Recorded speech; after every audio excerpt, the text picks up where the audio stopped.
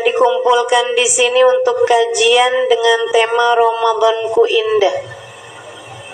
Sekaligus juga memperingati 1000 hari wafatnya Nyai Hajah Siti Rahmah Abdul Malik. Kita doakan semoga arwah beliau dibahagiakan Allah dalam alam kuburnya, dijadikan kuburnya sebagai raudhah min riyadil jannah. Beberapa hari lagi kita akan memasuki bulan suci Ramadan, bulan tempat turunnya hujan rahmat dari Allah Subhanahu wa taala. Bulan di mana Allah Subhanahu wa taala banyak memberikan rahmatnya, ampunannya kepada hamba-hambanya di bulan tersebut. Bulan kita, bulannya umat Nabi Muhammad, yang kata baginda kita Nabi besar Muhammad, wa Ramadan syahru ummati, bulan Ramadan bulannya umatku. Karenanya memang penting bagi kita untuk memastikan Ramadan kita indah.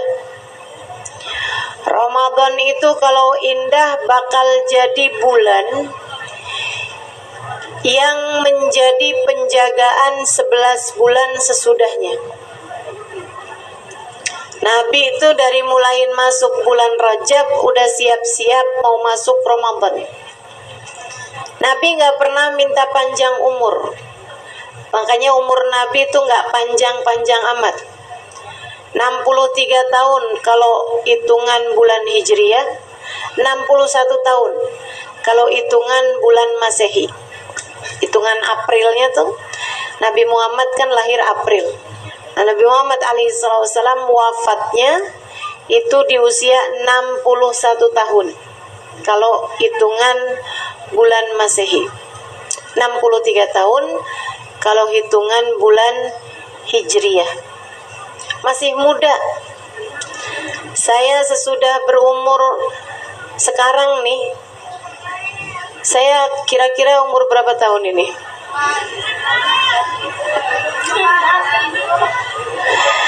Sesudah saya tahun ini nih berusia 45 tahun, saya jadi tahu bahwa ternyata usia 61 tahun itu sama sekali nggak tua. Karena memang Nabi Muhammad tidak pernah minta panjang umur.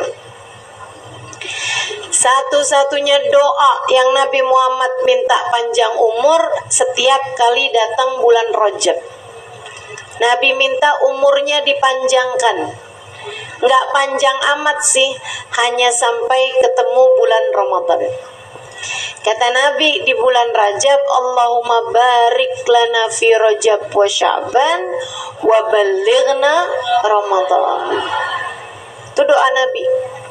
Ya Allah, berkahi kami di bulan Rajab, berkahi kami di bulan Sya'ban, sampaikan umur kami berjumpa dengan bulan Ramadan. Nabi minta sama Allah. Law araftum ma fi Ramadan latamannaitum an law asyhur kullaha Ramadan. Kata Nabi, andai saja kalian tahu apa yang Allah berikan kepada hamba-hambanya di bulan Ramadan, kalian akan berharap andai sepanjang tahun isinya Ramadan semuanya.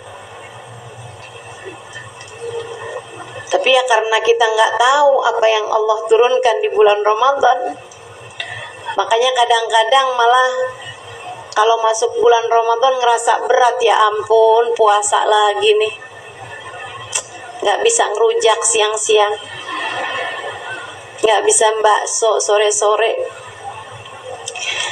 nggak bisa makan Indomie pakai rawit kalau hujan. Karena memang yang Allah turunkan pada bulan suci Ramadan luar biasa besarnya. Itu sebabnya para ulama-ulama kita yang mengerti Ramadan, mereka bahkan 6 bulan sesudah Ramadan isinya introspeksi diri. 6 bulan sebelum bulan suci Ramadan mereka isinya siap-siap. Apalagi kalau udah kayak begini nih, udah mau deket-deket Ramadan, siap-siap kayak pengantin menanti-nanti saat bersanding di pelaminan.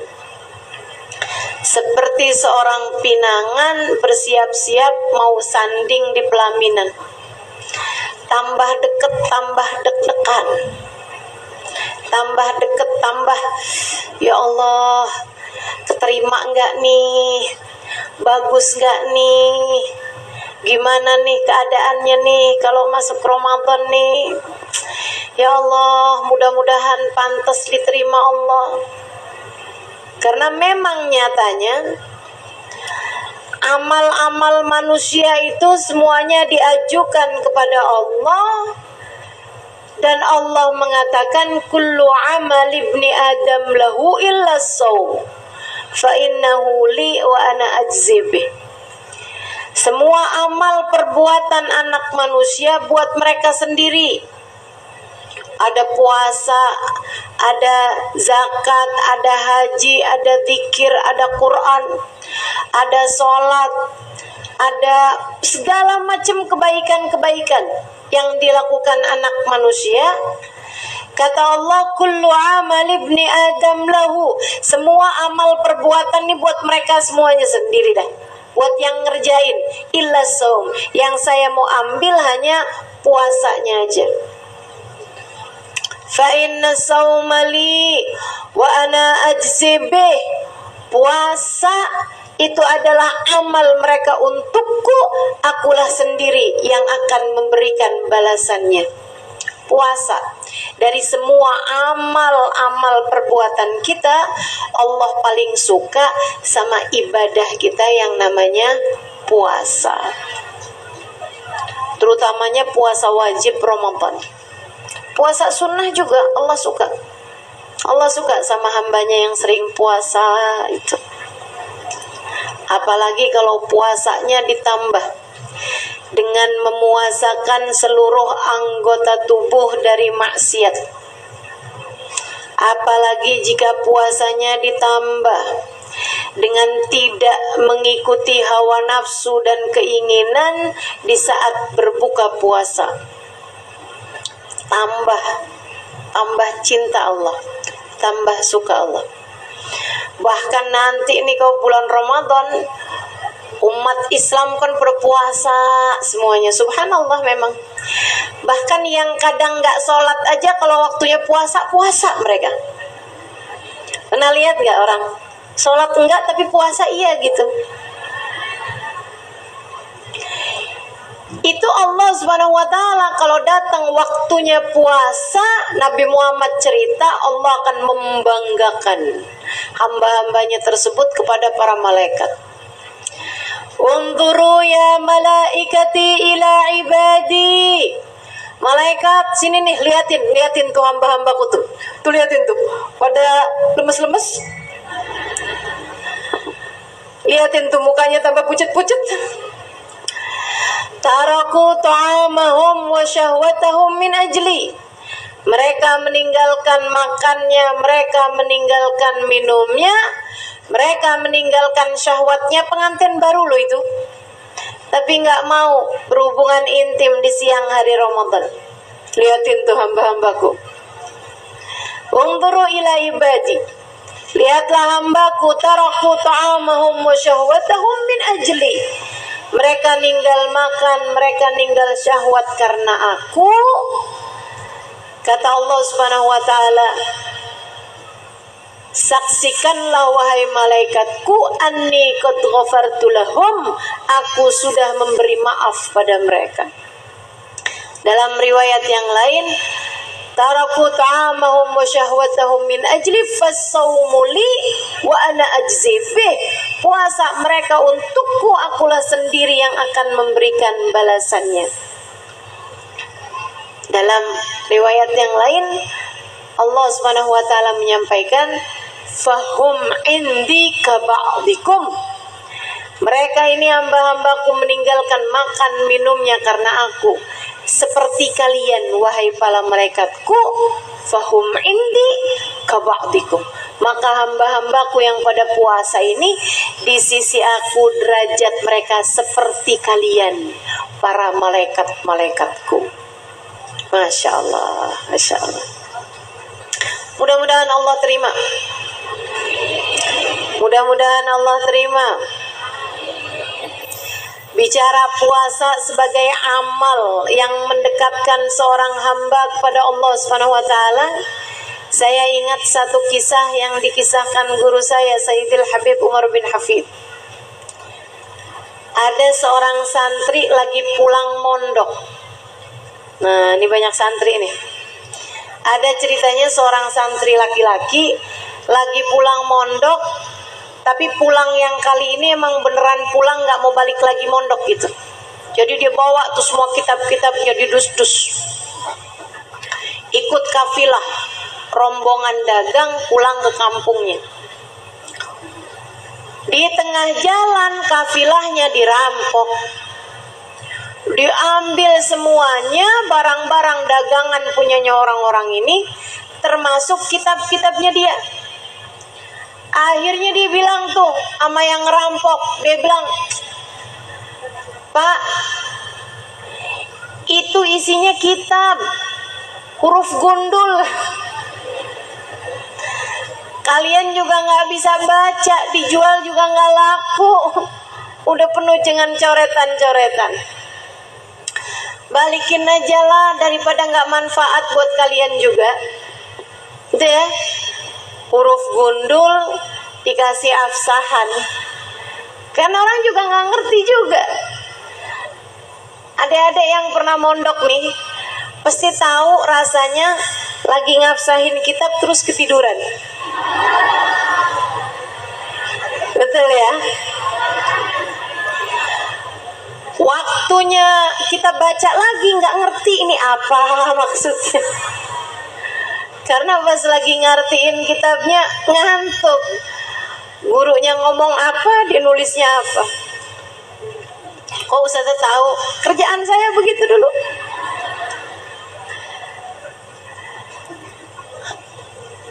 Akhirnya katanya orang-orang itu, dia bilang, "Wah, kita nggak tahu kalau kamu mau ngambil lagi sesuatu, ngomongnya sama ketua kita." "Di mana ketuanya?"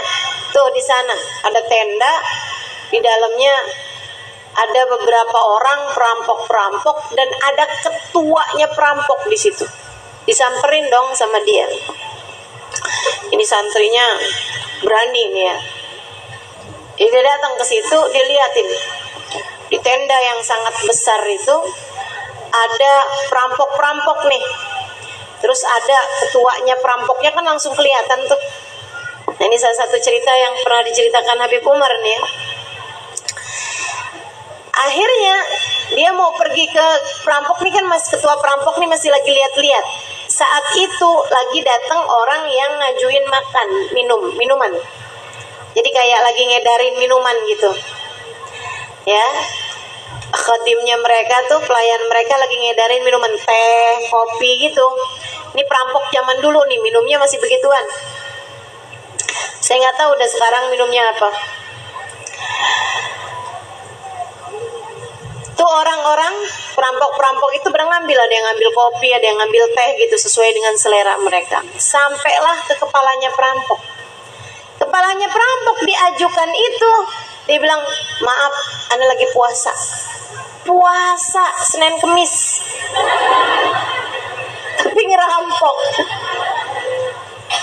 Ini konsepnya gimana nih? Si santri ini mikir, lah puasa.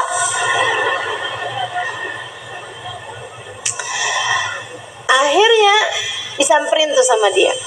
Dia bilang, "Pak, saya ini santri lagi pulang mondok."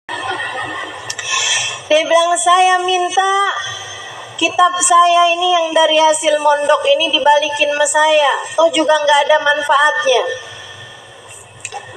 Dia bilang, "Oh, jadi diantara barang yang dirampok ada kitab-kitabmu, Nak?" "Iya." "Balikin sama saya." biar saya bisa ngulangin pelajaran-pelajaran kalau saya di rumah nanti untuk saya ajarkan lagi. Kamu mondok? Berapa lama? 10 tahun. Lama ya. Dia bilang, jadi kamu mondok 10 tahun, ilmu kamu adanya di situ. Iya Pak, kalau saya nggak dibalikin kitabnya, saya nggak bisa ngajar. Salah kamu nak.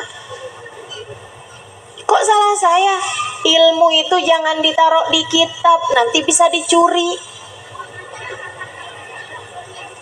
Ilmu itu taruhnya di sini.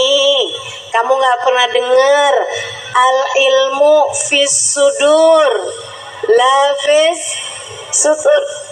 Ilmu itu adanya di dadamu, di hatimu, bukan di lembaran-lembaran kitabmu. Iya deh Pak, saya ingat-ingat nasihat Bapak.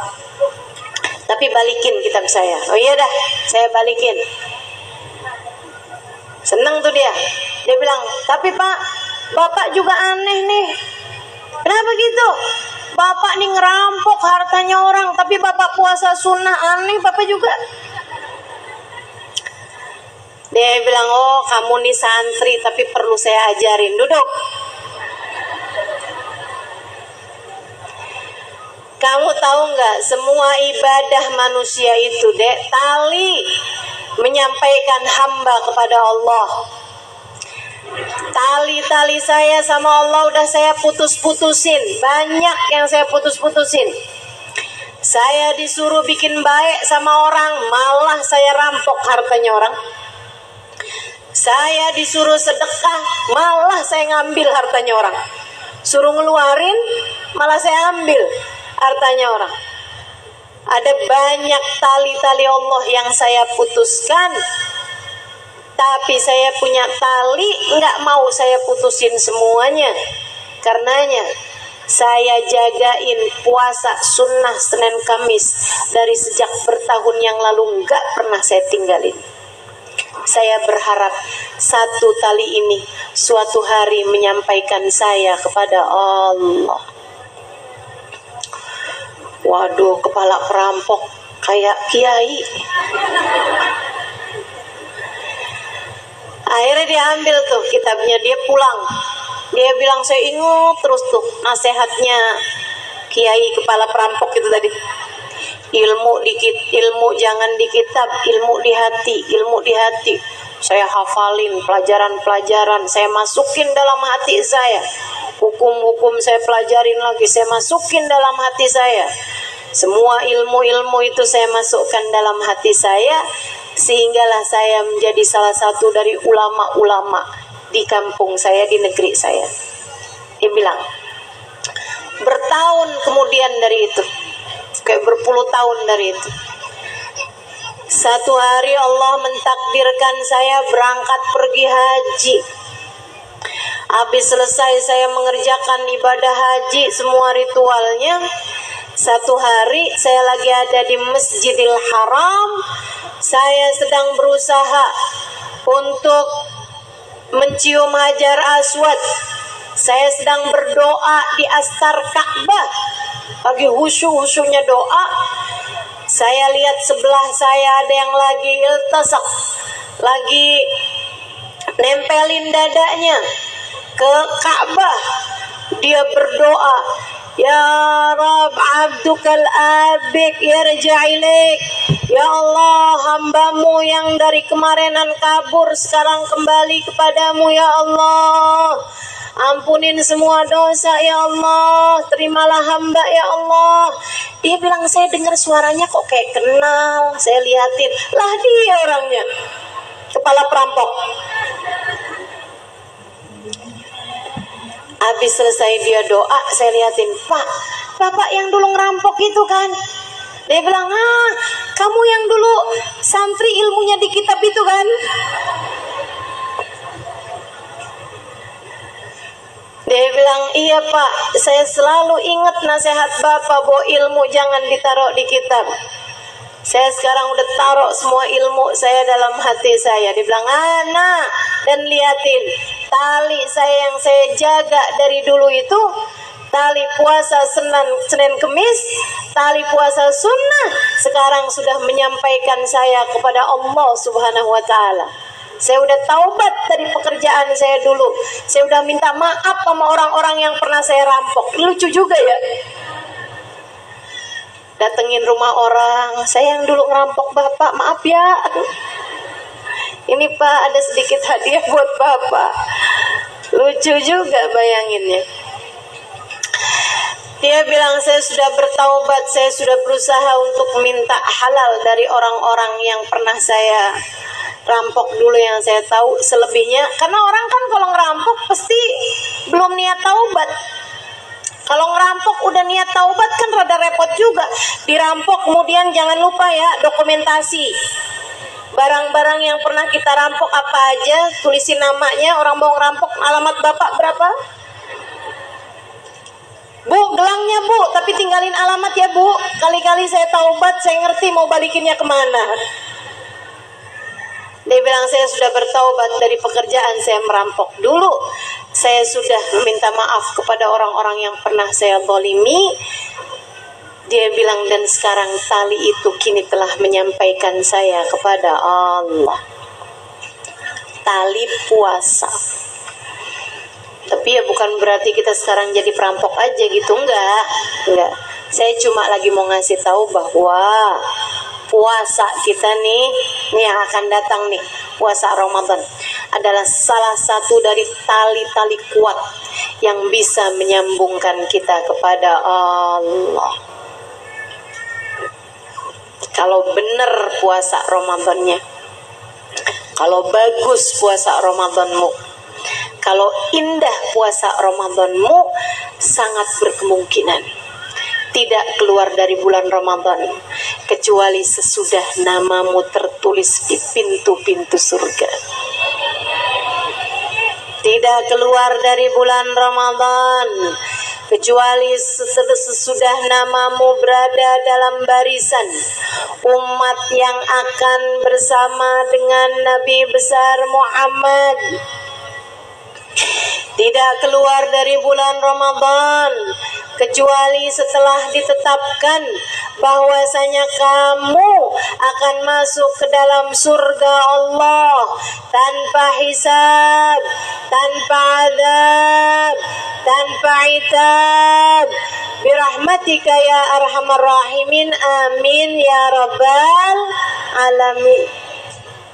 Guru saya Al-Habib Umar bin Hafid menceritakan, ada banyak hamba-hambanya Allah ketika masuk bulan Ramadan namanya masih tertulis di pintu-pintu neraka. Fulan bin Fulan la budda an yadkhul min babi hadha. Fulan bin Fulan harus masuk neraka lewat pintu ini.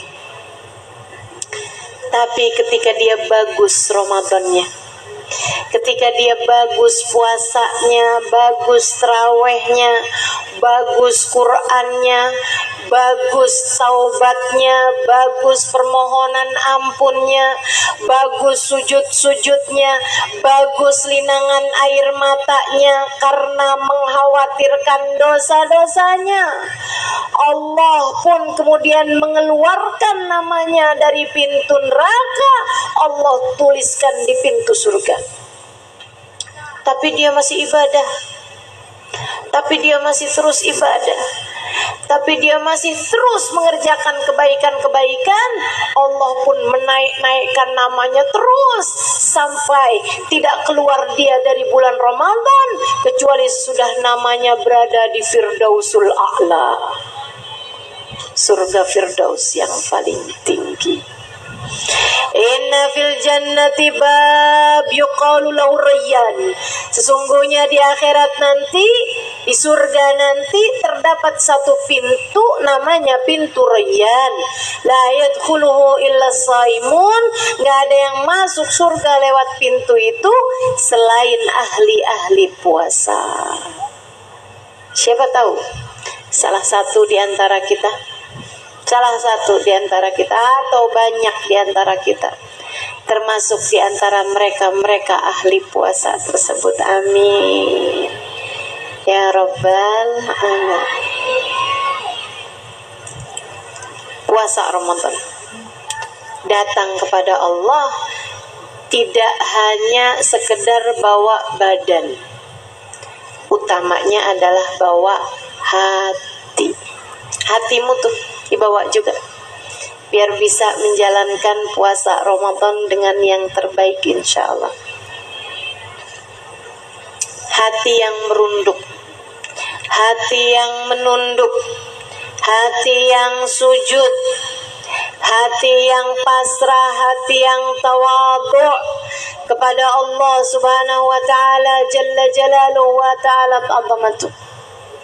Karena yang Allah janjikan di bulan Ramadan banyak, dan pemberian Allah tuh kayak air, tidak mengalir kecuali ke tempat yang rendah.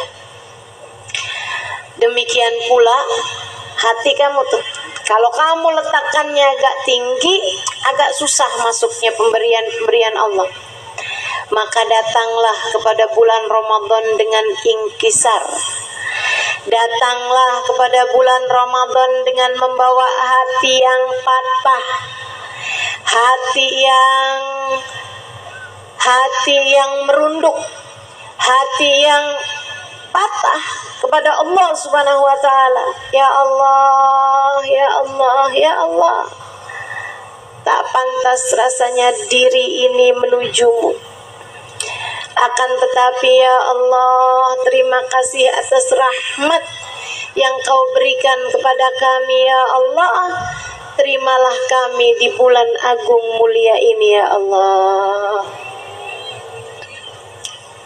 Ada banyak hal yang dijanjikan, yang malamnya lebih mulia daripada siangnya. Saya dulu pernah tanya sama guru saya, Hubabah Nur. Saya bilang, Hubabah, hari-hari biasa aja kita sayang-sayang kalau melewatkan waktu antara maghrib dan isya buat pekerjaan mubah, buat makan. Sayang-sayang, hari-hari biasa nih kita sayang-sayang antara maghrib dan isya itu sebaiknya ibadah. Itu Quran, zikir, ilmu, bagus antara maghrib dan isya. Sayang kalau dilewatkan untuk makan. Sampai pernah ada seorang murid nanya sama gurunya, ya Syekh, saya nih bingung nih, kalau saya puasa antara maghrib sama isya, saya makan. Saya nggak bisa memuliakan waktu antara maghrib dan isya buat ibadah. Mana yang harus saya pilih? Ihya ma bainal isya'ain, menghidupkan waktu antara maghrib isya dengan ibadah, atau saya puasa?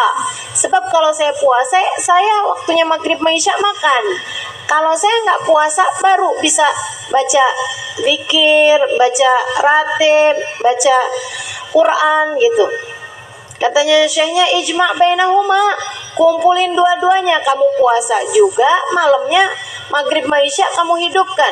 Saya nggak bisa, saya lapar saya. Maghrib isyanya pasti saya pakai buat makan dah.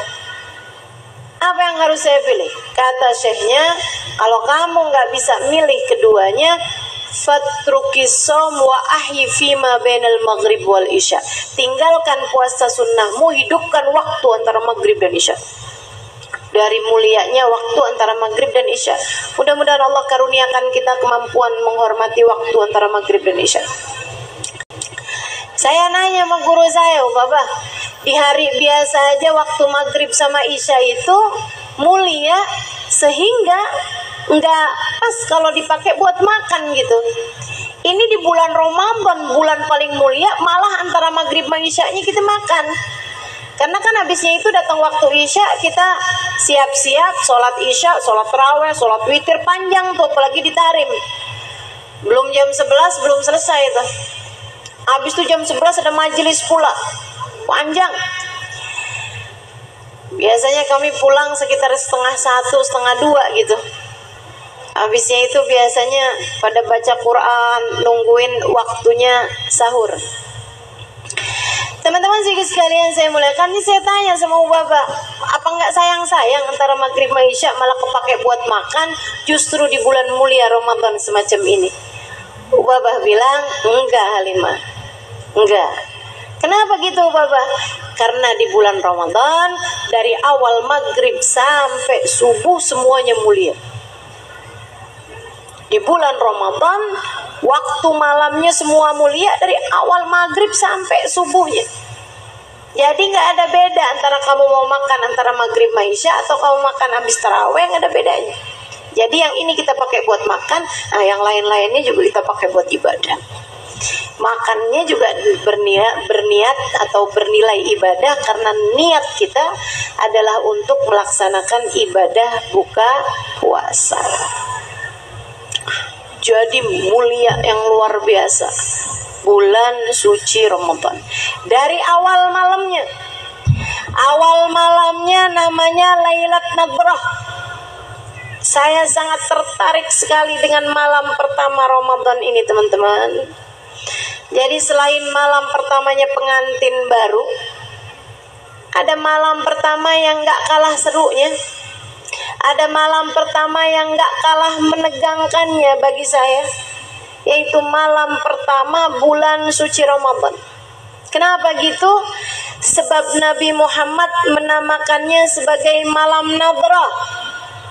Katanya Nabi Muhammad alaihi salatu wassalam, "Idza jaa awwalu lailatin min Ramadan," apabila datang malam pertama bulan suci Ramadan, Allah akan memandang hamba-hambanya dengan pandangan penuh rahmat. Dilihatin kita sama Allah, tapi nggak asal dilihatin dan disayangin. Bukan semua tentu saja. Siapa? Ya yang pantas. Kalau dilihatin lagi tidur lagi. Kalau dilihatin lagi nonton TV lagi. Kalau dilihatin lagi scroll TikTok lagi. Kalau dilihatin lagi ngeliatin mau belanja beli kerudung 1-2 hari nggak kelar. Ada tuh. Mau beli kerudungan 1 aja Shopee, segala toko dilihat sama dia. Kalau dilihat sama Allah keadaanmu seperti itu, tentu sangat tidak layak untuk dipandang dengan pandangan penuh cinta. Jangankan Allah teman-teman, jangankan Allah, suami kamu aja sebel ngelihat kamu bolak-balik TikTok mulu. Betul nggak? Bukan HP gak selesai. Terus suaminya bilang HP terus.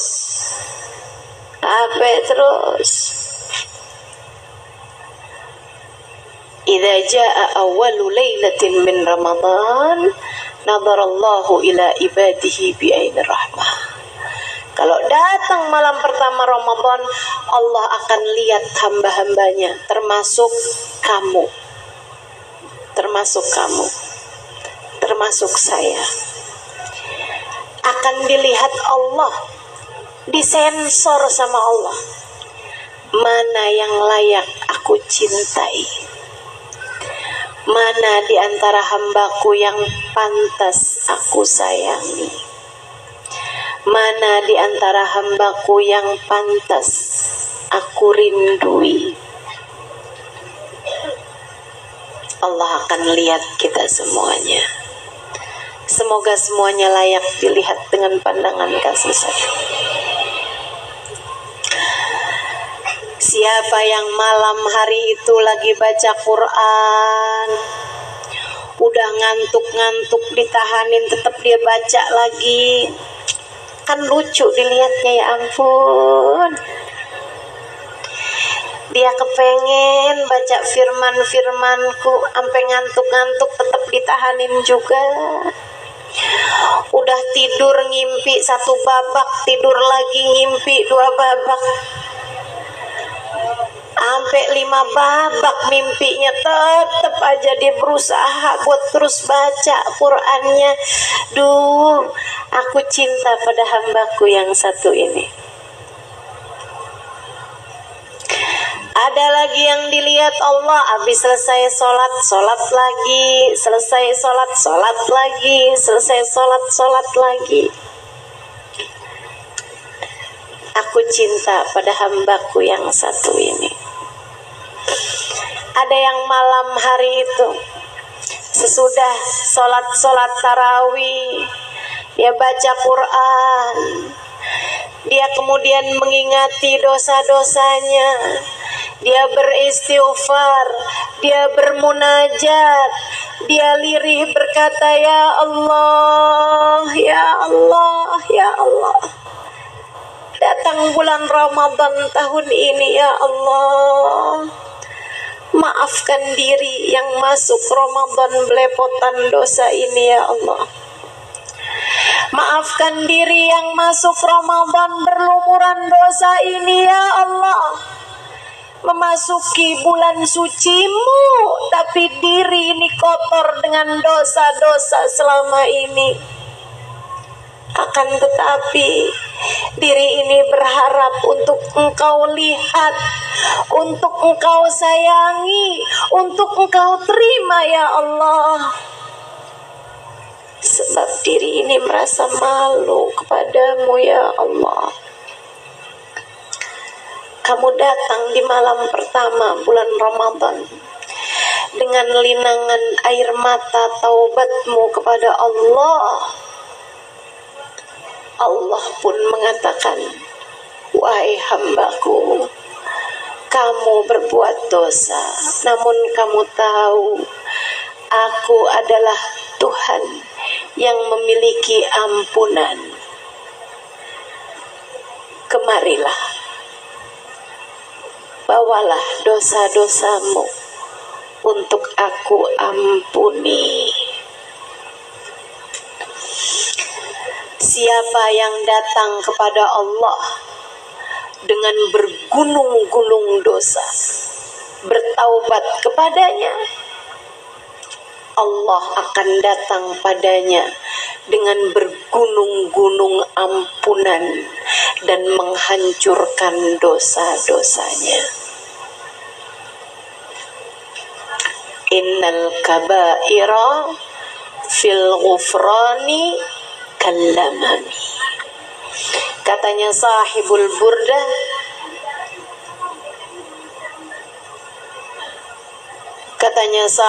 burdah, wahai diri, jangan putus asa meskipun dosa-dosamu besar.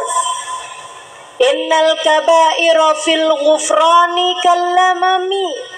Karena dosa seorang hamba sebesar apapun, jika Allah lemparkan ke dalam lautan ampunannya, ia hanyalah buih dalam samudra ampunan Allah. Buat saya malam pertama Ramadan adalah malam yang sangat menegangkan. Sebab Allah sedang akan mencari-cari hambanya, melihatnya dan memilih siapa di antara kita yang layak untuk Dia cinta. Tegang gak sih? Kita tuh kalau misalnya gitu, guru kita mau ngasih hadiah, terus dilihatnya kita satu. Pokoknya ya, ini siapa yang hati saya seneng, hati saya jatuh cinta gitu sama dia, saya akan liatin kalian semua dalam setengah jam ini. Siapa nanti yang hati saya seneng sama dia, cocok sama dia, pas sama dia, saya akan kasih hadiah. Nih, ada cek senilai 10 juta rupiah misal. Oh, kamu langsung.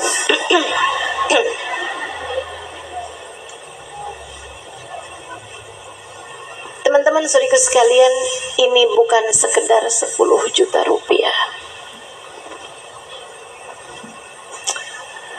Ini bukan sekedar harta yang bisa kamu ukur nilainya.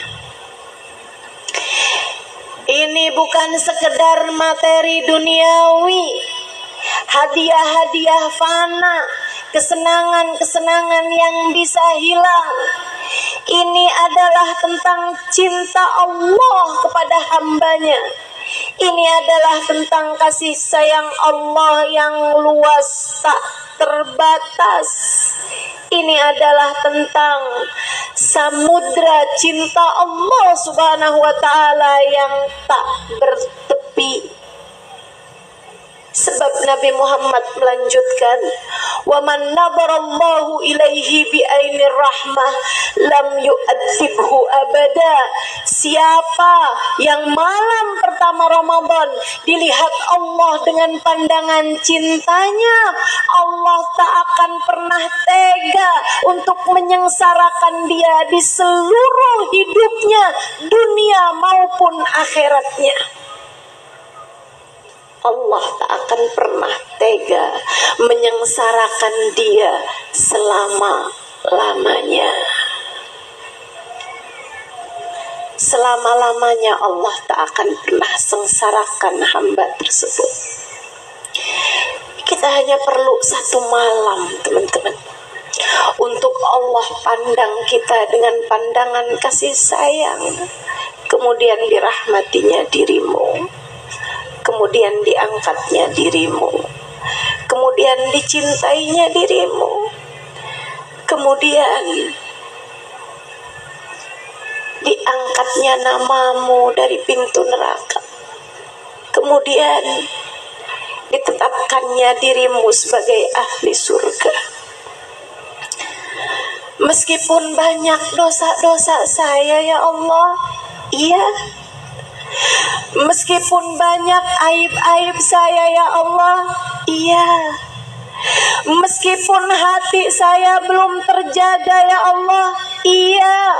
Siapapun saja hamba Allah beriman, siapapun saja di antara kita, meski seperti apapun keadaan-keadaan kita, jika kita datang di malam pertama Ramadan, kemudian kita datang kepadanya dengan membawa hati yang patah, hati yang kembali kepadanya, hati yang menginginkan dia lebih daripada apapun, hati yang berharap kepada Allah lebih dari harapan kita terhadap apapun, hati yang takut kepada Allah lebih daripada ketakutan kita kepada apapun. Allah akan menarikmu kepadanya, kemudian menenangkan hatimu, mendamaikan jiwamu, menarikmu di sisinya, menerimamu, dan tak akan lagi menyengsarakan hidupmu, dunia maupun akhiratmu. Tidakkah ini lebih menegangkan bahkan dari malam pertama pernikahan?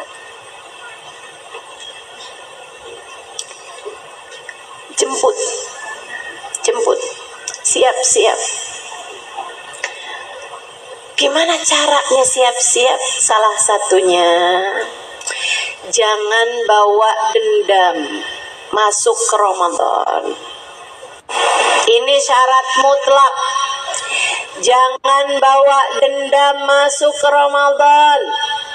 Saling maaf, memaafkan sebelum masuk bulan suci Ramadan.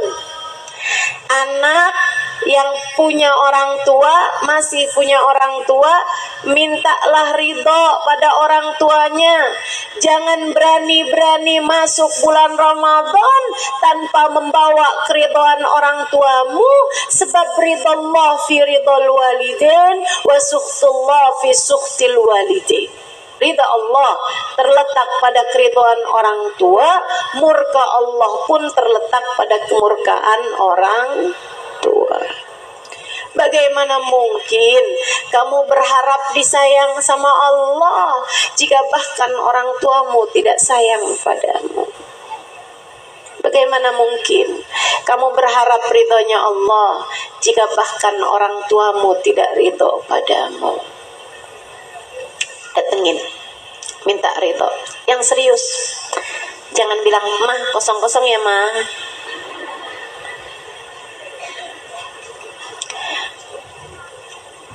Bapak kan juga punya salah sama saya, Pak. Bapak kalau mau salah Bapak saya maafin salah saya, Pak. Nggak gitu caranya minta maaf.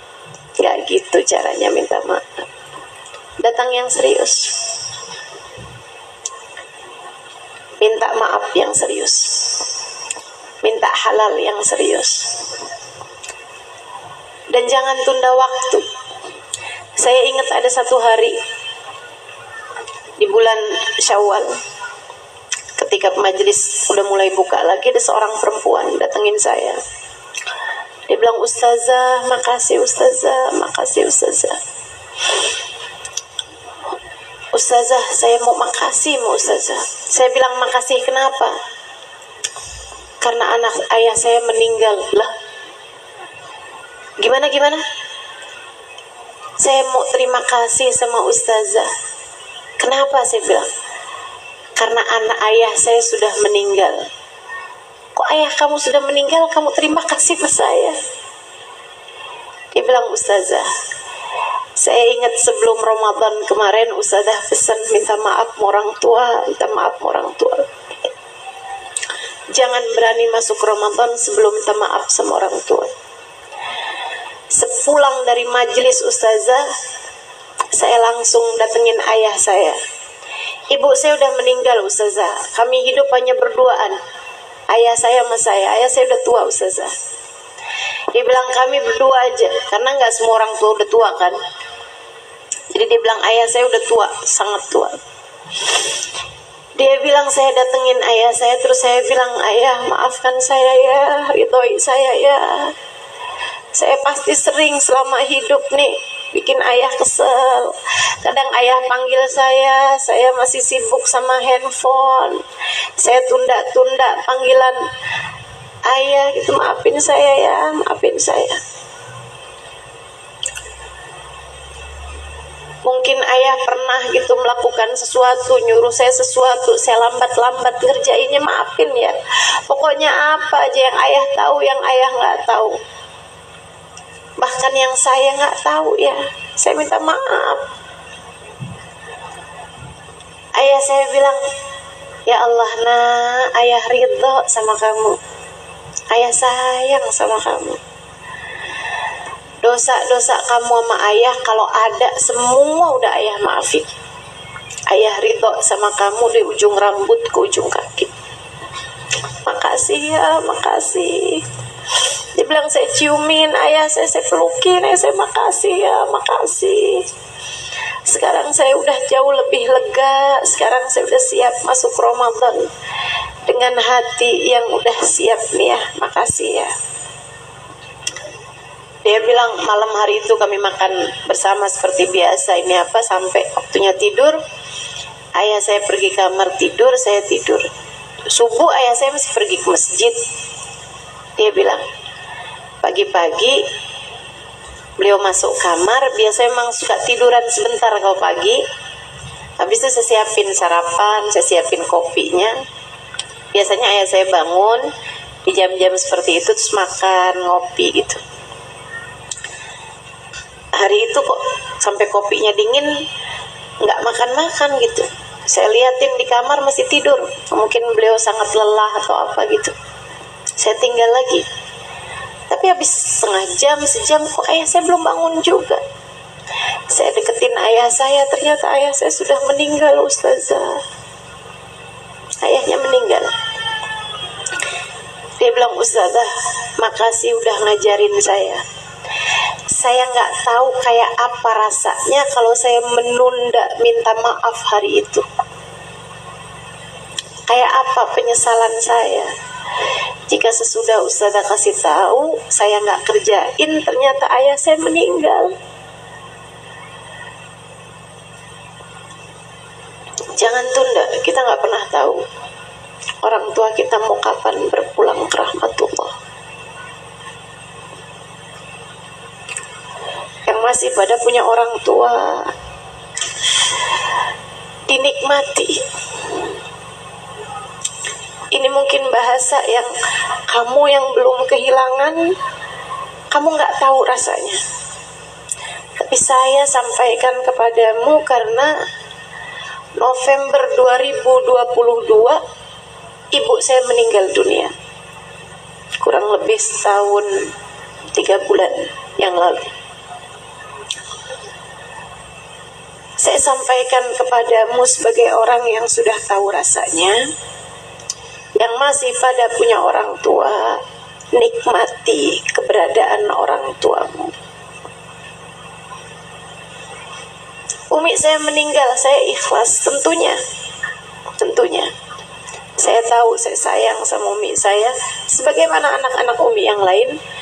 Tapi saya tahu Allah juga lebih sayang lagi kepada beliau. Saya ikhlas, teman-teman, saya ikhlas.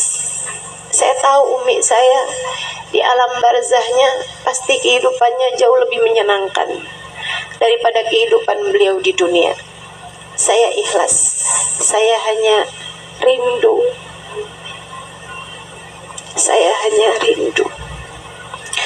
Saya rindu buat pegang-pegang tangannya. Saya rindu buat cium-cium tangannya. Rusel di badannya. Saya rindu untuk mencium aroma beliau.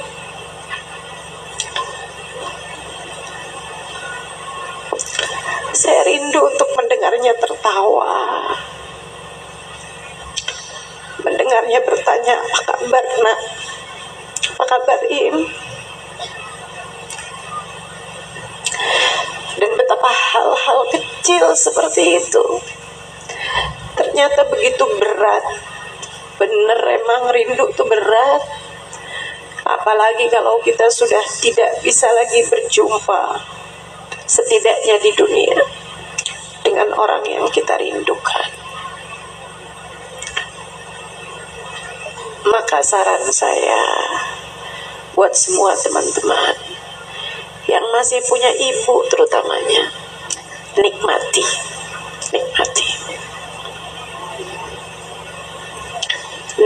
keberadaan ibumu. Minta maaf, minta ridho. Nih sebelum masuk bulan puasa, minta halal, minta ridho. Mudah-mudahan semua tidak terhalang dari rahmat Allah di bulan Ramadan. Yang ada suami, minta ridho sama suaminya. Ustazah gimana kalau minta ridhonya deket-deket Ramadan aja Ustazah? Kayak sehari sebelum Ramadan gitu. Kenapa gitu? Kalau dari sekarang susah jagainnya Ustazah, ntar besok-besok juga bertengkar lagi. Ya dari sekarang aja, nanti kalau bikin salah minta maaf lagi, gitu aja enak. Ya bagaimanapun suami kita adalah kunci surga bagi kita. Kata Nabi Muhammad, bukan kata saya, kata Nabi Muhammad, "Fanduri ilaih fa innama huwa jannatuki wa naruki." Perhatikan betul bagaimana perlakuanmu kepada suamimu, sebab suamimu adalah jalan surga bagimu ketika kamu menghargainya, menghormatinya, memuliakan dia. Dan dia adalah jalan neraka bagimu ketika kamu menyia-nyiakan dia, ngomel mulu sama suami, nuntut hal-hal yang dia nggak kuat, ya kan? Minta duit mulu sama suami. Ada nih orang-orangnya nih, sama suami minta duit mulu. Betul begitu? Oh, yang di sana rupanya. Khair, semoga semua istri di sini jadi istri yang solehah.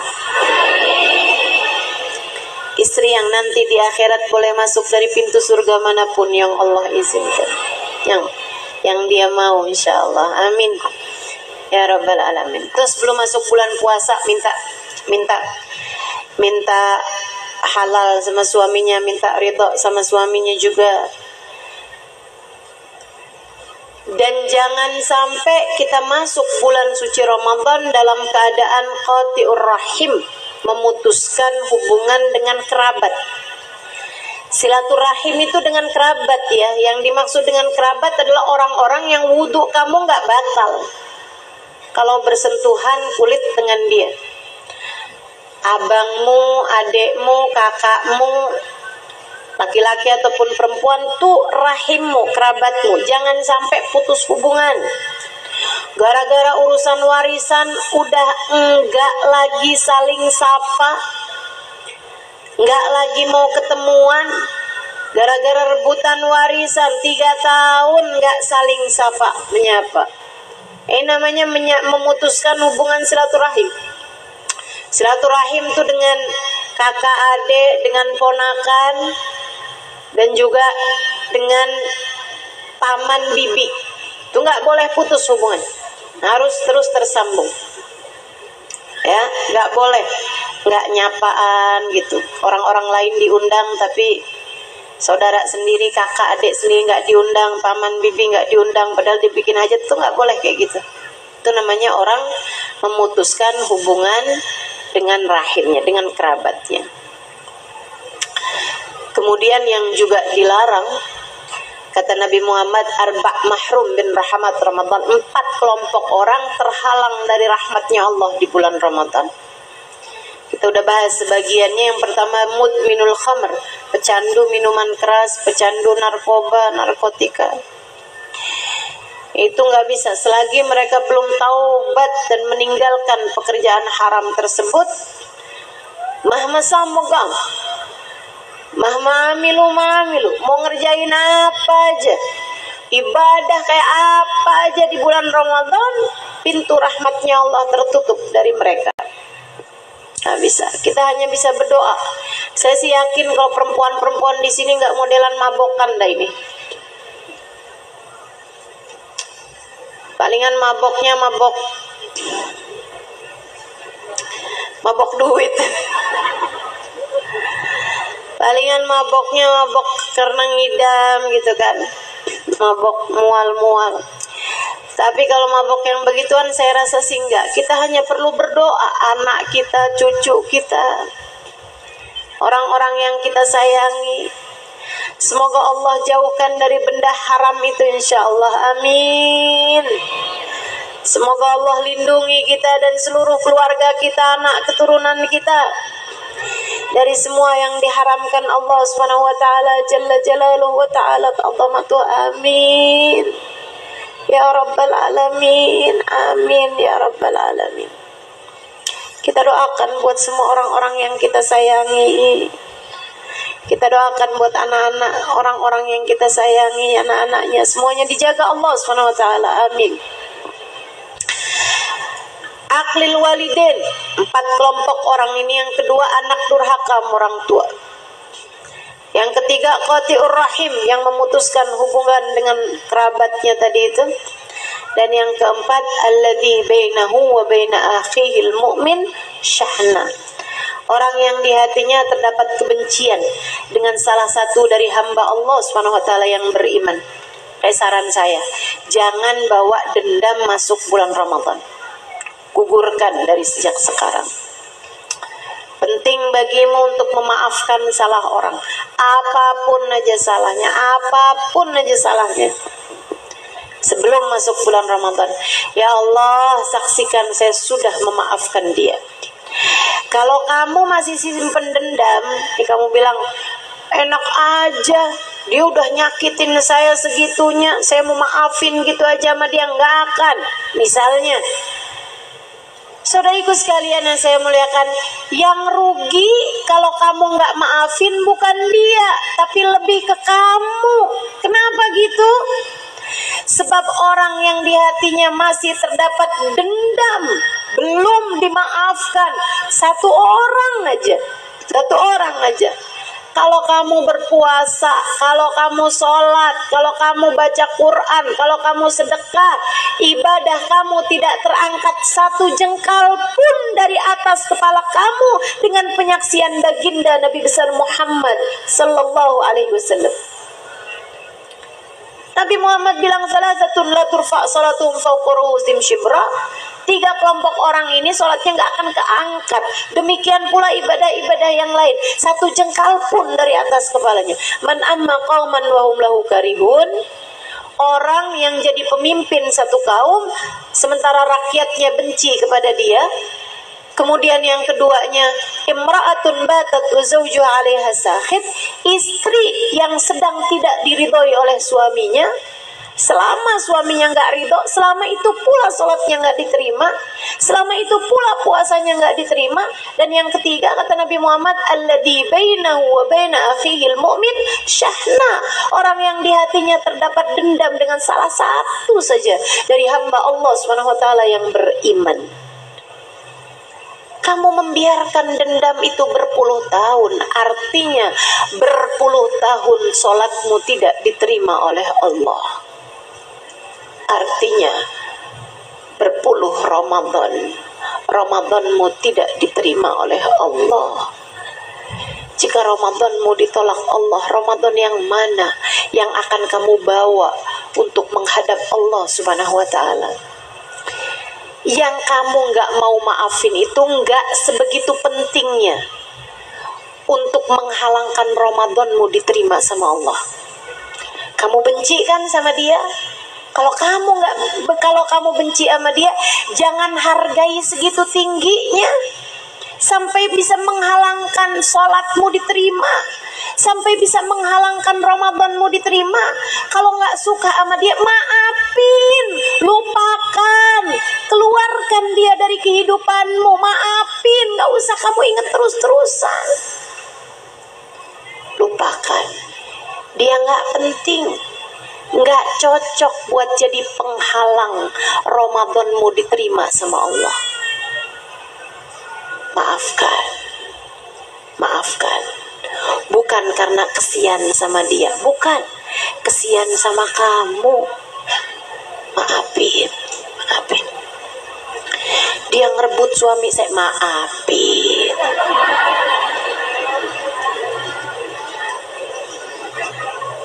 Gimana?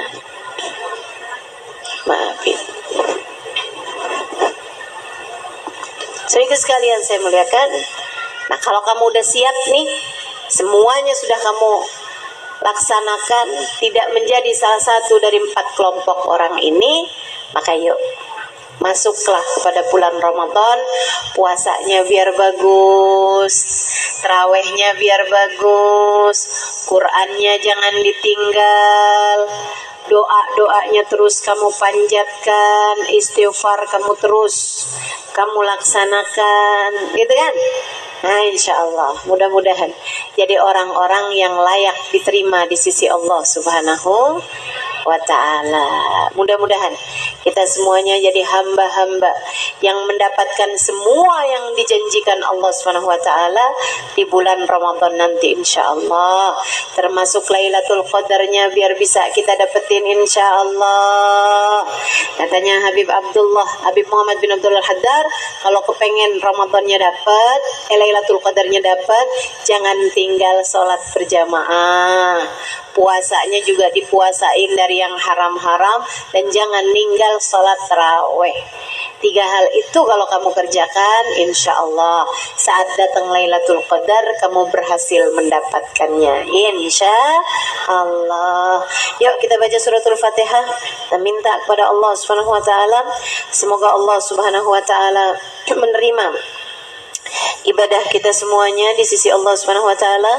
Mudah-mudahan Allah Subhanahu wa ta'ala mengangkat derajat kita di sisinya insya Allah. Biar Ramadannya semuanya keterima Allah, biar ibadahnya semuanya diterima Allah Subhanahu wa ta'ala. Ala hadhihi niyah wa bikulli niyatin salihah wa ila hadratin Nabi Muhammad sallallahu alaihi wa sallam.